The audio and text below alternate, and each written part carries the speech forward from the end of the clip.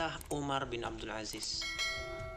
Siapa yang tidak kenal dengan Umar bin Abdul Aziz, seorang khalifah dari Bani Umayyah yang terkenal akan keadilannya, yang terkenal akan kesolehannya, yang terkenal akan kezuhudannya.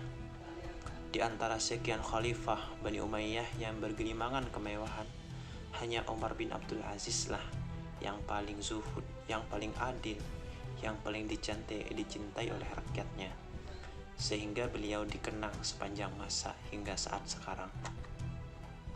Kesolehan Umar bin Abdul Aziz tidak lepas dari kesolehannya orang tua, karena buah jatuh tidak akan jauh dari pohonnya. Taqwal usul tanfa'ul furu. Bertakwanya induknya sangat bermanfaat bagi rantingnya, artinya bermanfaat bagi anaknya. Ini bermula di zamannya Sayyidina Umar bin Khattab yang menjabat sebagai khalifah kedua setelah Abu Bakar As-Siddiq. Biasa beliau sering ronda malam. Pada saat ronda malam tersebut, beliau mendengar percakapan antara seorang gadis dan ibunya dari keluarga pedagang susu. Sang gadis menolak mencampur susu dengan air sebagaimana yang diperintahkan ibunya, lantaran terdapat larangan dari Khalifah Umar bin Khattab mengenai hal tersebut, dan mengatakan bahwasanya Allah melihat perbuatan mereka meskipun Sayyidina Umar tidak melihat. Mendengar percakapan tersebut, Umar bin Khattab kagum akan kejujuran anak pedagang susu tersebut, sehingga beliau kembali ke rumah dan memerintahkan seorang putranya bernama Asim untuk menikahi gadis tersebut. Dari perkawinan tersebut lahirlah Laila, ibunda Umar bin Abdul Aziz. Umar bin Abdul Aziz dikenal sebagai seorang ahli fikih dari golongan sahabat. Dia meriwayatkan hadis dari Anas bin Malik, Sa'id bin Musayyab, Sahal bin Sa'ad, dan Abdullah bin Ja'far. Sementara para ulama yang meriwayatkan hadis darinya adalah Raja' bin Hayawah, Ibnu Al-Munkadir, dan Az-Zuhri. Di awal jabatannya sebagai seorang khalifah, Umar bin Abdul Aziz berpidato di hadapan rakyatnya. Wahai para manusia, sesungguhnya tidak ada lagi kitab suci setelah Al-Quran. Tidak ada lagi Nabi setelah Nabi Muhammad SAW. Tugas saya adalah bukan mewajibkan, tetapi sebagai pelaksana.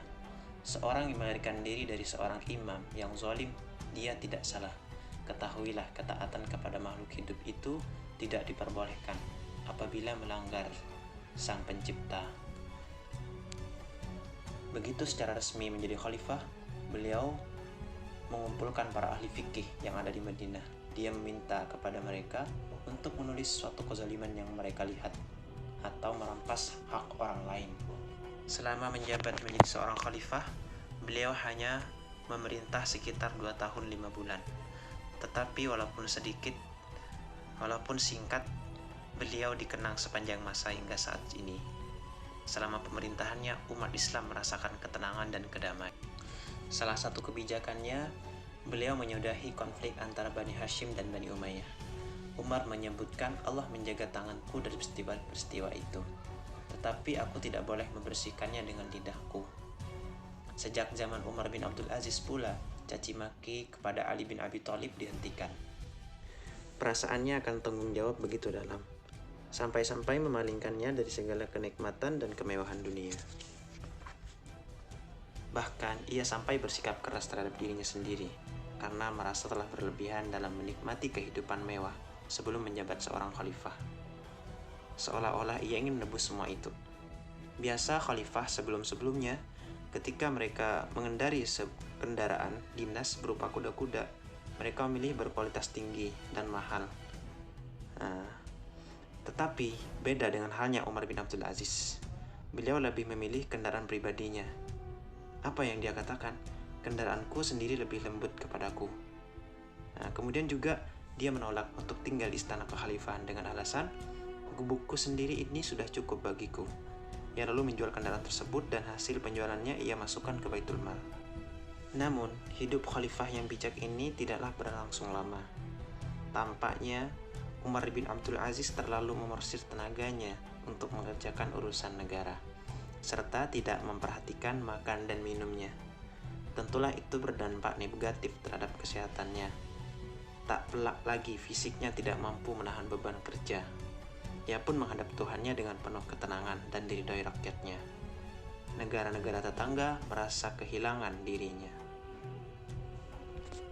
Dia wafat pada tanggal 25 Rajab 101 Hijriah di Dir Sam'an yang termasuk wilayah Provinsi Homs dengan meninggalkan 14 orang putra.